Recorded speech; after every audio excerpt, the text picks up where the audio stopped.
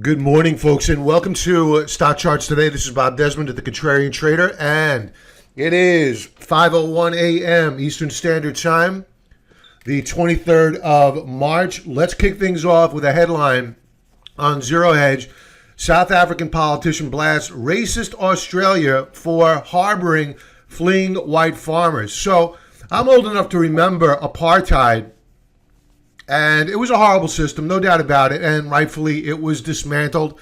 And Nelson Mandela, a gentleman among gentlemen after what he went through, led that country for many years and did so with dignity. But now what we're seeing is the reverse of what we saw, actually worse, the reverse of what we saw during apartheid, and that is the outright murder of simply being white. What do you hear in the news media about this? Crickets. Not a single word, with the exception of the alternative media like Zero Hedge. Now, were this the opposite, with whites killing blacks, you would hear nothing else but that all over the media. We would have to sanction the country, cut off their access to the world's banking system.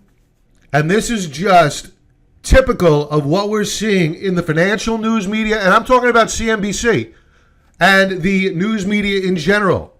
And why does South Africa mean anything to financial news? Why am I leading off with South Africa? The reason is that they are a gold exporter. They're a gold producer, and a disruption of that gold supply would possibly impact gold. And I'm saying possibly because after a little bit of research, let's go to a chart of the top gold mining producers. You can see that China is number one, Uzbekistan number two, whereas you have South Africa, which is only 1.5%. Now, back in the 80s, they were one of the top producers, but since that point in time, their production has dropped about 85%. So I wouldn't expect a huge impact on gold, even if the United Nations were an ethical body and they decided that they wanted to impose some sort of sanctions on South Africa for this type of behavior. God forbid they were to do that. So let's get to the chart of gold. Let's look at how it's doing. Okay, overnight, gold is up. This is a 4-hour chart. All these will be 4-hour charts. Last night I went over the daily charts with members. We conducted our strategy session, and it was all about capital preservation. We did open up short positions. I didn't even talk about them last night because I wanted to focus on capital preservation. And going into yesterday's open, we didn't have any, zero, nada, S&P 500 stocks. Getting back to gold, we are up $14.10, a little over 1% on the morning. Why? Fear. The Chinese came out with their counterattack overnight with sanctions on aluminum. We're expecting more news out of China and honestly more news out of Washington as this escalates, and it will escalate. So we are long of the gold miners. We will remain long of the gold miners as we begin to break out. Now, if gold is rising, the dollar should be under pressure, and it is. It's down under pressure, in particular versus the Japanese yen. So you can see here, lower highs, lower lows. We're holding support. Let's draw a trend line up here. If we break down below this lower band of support, and in particular this band in yellow, we're coming back down here to retest this lower band of support. If it breaks in red, we're going a lot lower. The only thing keeping the US dollar up right now is the weakness that we are seeing in the euro, which is now since rebounded. We are up. This was down yesterday. We are holding support. It appears as though we are consolidating and poised for a rally. Watch the dollar, folks. Now, I mentioned the yen. Let's take a look at the yen. The yen has rallied. It is now consolidating. Expect weakness on the dollar. That means strength for gold. Members, more to come. Now, yesterday we saw weakness in the S&P 500. Let's see how we are poised to open up this morning in light of the sanctions news out of China. We're going to open up weak here. but I think that we are going to get an intraday rally back. Now, there's a saying that I like to use at a time like this. I discussed it with members last night. Today's lows could be tomorrow's highs. Think about what you do not want to be sitting over the weekend with. We're in a losing trade, and look to sell the rally. Sell till you could sleep. There's no shame in booking a loss. There's a shame in allowing a loss to run from a small loss to a big loss, but there's no shame in taking small losses. We are in the business of taking losses and preserving capital primarily. A consequence of our behavior are profits. That's the way to look at trading. There are going to be fantastic opportunities. I will be building a shopping list of stocks to buy at specific price levels. And when those opportunities present themselves, we will pounce. Now, let's take a look at the NASDAQ. Yeah, the NASDAQ is down this morning about 0.75 percentage point. And this is all on the news overnight out of China. So we're going to gap down here. My guess is that we rally back, fill the gap. Folks, if you see a rally back, don't go betting that we're going back to all-time highs anytime soon. Think about lightening up on your longs. If you're overweight a position, take the counter trend rally and look to lighten up. Capital preservation is key. Again, there are going to be fantastic bargains to take advantage of. Build your capital, and we will be looking to add to our shorts on any counter trend rally back. Let's take a look at the bond market. Okay, the 10-year Treasury bond, not the yield, but the bond price is up. We're pulling back off the session. We are up on the week. So you're hearing a narrative out of the financial news media because Jay Powell is a Trump appointee. They're gonna demonize this guy and say that he's overly hawkish, which he's not. The markets anticipated a fourth rate hike. They got 3. Yields are pulling back while bonds are rallying. You could say that's a fear trade. That's fair. But when you see the tips rallying as well, Treasury inflation protected securities, let's bring them up. Here you have it. They were up yesterday. If Jay Powell was so hawkish, you would not be seeing a rally in the tips. The fact that he was actually dovish, despite what the financial news media has to say, is putting a bid under the tips because traders are fearing inflation. Don't fall for the propaganda. Let's get to member stock chart request. This is where we review the symbols that our members submit for me to review. Let's get to it. Okay, so we're going to go over weekly and daily charts on each of these symbols. First chart up is EPAM. EPAM Systems Inc. NYSE traded stock. Weekly chart.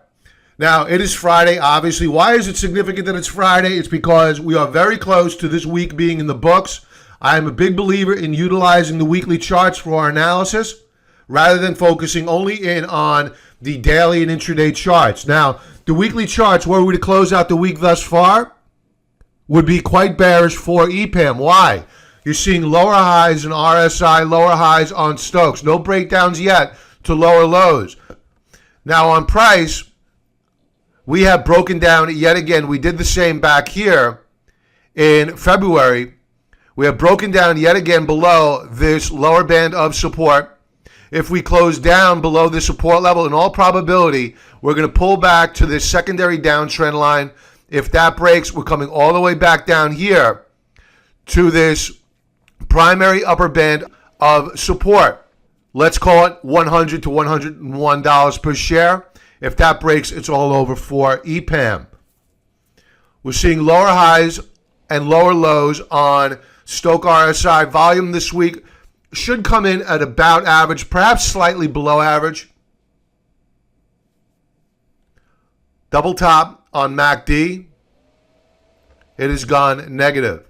So if you're long of this position and you're looking for a strategy, what I would do here is I would put a stop right below the lows of the week. So in short, if you put in a new weekly low next week, you would be stopped out of the trade. Just stick to that stop loss order, because if we put in a new weekly low, you can bet that momentum is going to pick up to the downside.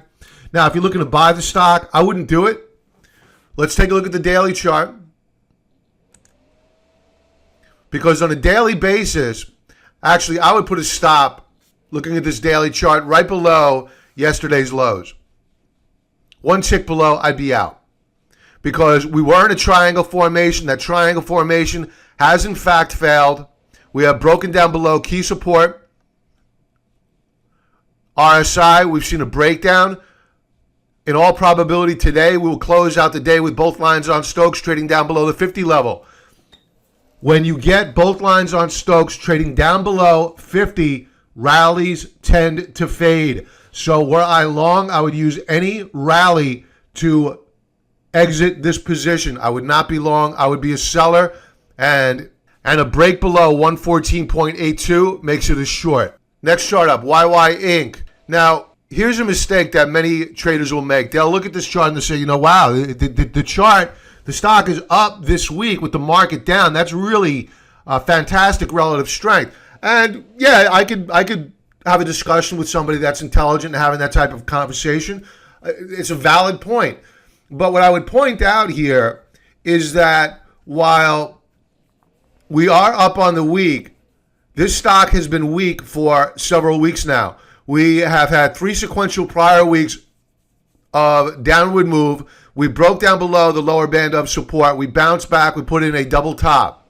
We are very close to taking out prior lows at 109.06. If we break down and close below that level, this stock is a short all day long. Now, the other bearish bit of observation I have here is that while, yes, we are up on the week, we are well off the highs of the week, and we are trading back down below support. So while it's all well and good that we're up on the week versus the S&P 500, I don't think it's going to last. Now, could we rally back today and close strong above the upper band of resistance? Sure, we'd have to revisit it. If we go red on the week, what's the probability of us taking out weekly lows next week? They're very high. Would I be a buyer here? No. Daily chart. On a daily basis, we are still holding a consolidation on RSI. No breakdown yet. We are rolling over now on Stokes, the beginning of a rollover. We have a double top on daily price. So we have a lower high. Now what we're looking for is a lower low. Yesterday we flashed a bearish key reversal. If you're looking for an early warning exit of YY, when would you stop out? I would stop out on a new daily low. If you want to stick with the trade, I would use this lower band of support at, let's say if it breaks down below 114.06, I would be out. And it's a short if we break down below 109.06. So be very careful. Volume has been above average. The indicators are very weak here. So I would not buy the shares. When would I buy the shares? If you're looking to buy the stock, I would look to buy the shares on a retest of support. I would love to see an overshoot of this support level here at the 109.06 level, and then see a bullish key reversal, meaning we trade down on the day only to reverse, as we did here on February the 9th. This is a bullish key reversal, and you can see what happens subsequent to that. That's what I'd be looking for. Absent that, I would avoid the shares. And before I got long on a bullish key reversal, I would need to see strength in the overall markets. I do not want to fight these markets right now. Alibaba, weekly chart. We spoke about Alibaba earlier in the week. I was bearish then. I'm bearish now. Pardon my voice. We did take out last week's lows. Not good. We are seeing lower highs and lower lows on RSI. Stokes appear to be rolling over and putting in yet another lower high. Remember, folks, we have a trade war going on with China. Google has no access to mainland China. I would not want to be an owner of mainland Chinese stocks. Now, this is a stock that I want to add to my watch list. Why? This will be resolved, this trade war. Nobody can afford this. This will be resolved. What I'd like to see first is some panic selling on Alibaba and then look to get in at lower prices. And we'll discuss that with members on the week ahead commentary. Daily chart. We have a lower high, so we have a bit of a double top here. Yesterday we broke down below support. In all probability, we're heading lower here with volume rising.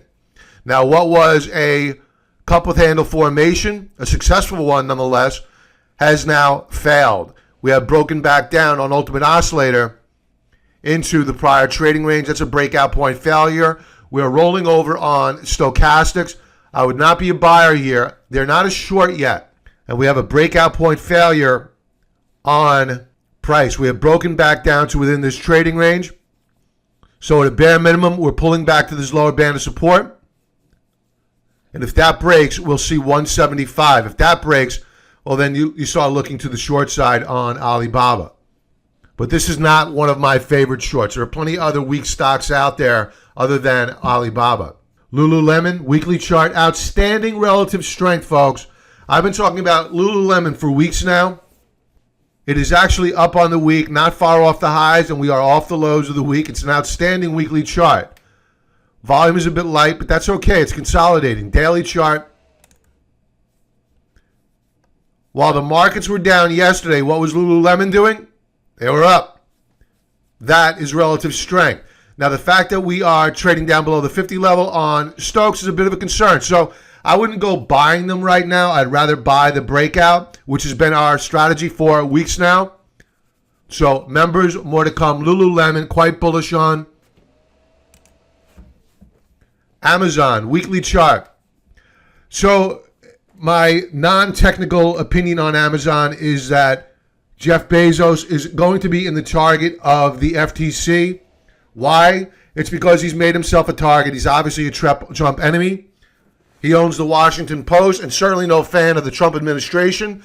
So at some point in time, Mr. Bezos will be a target of the FTC.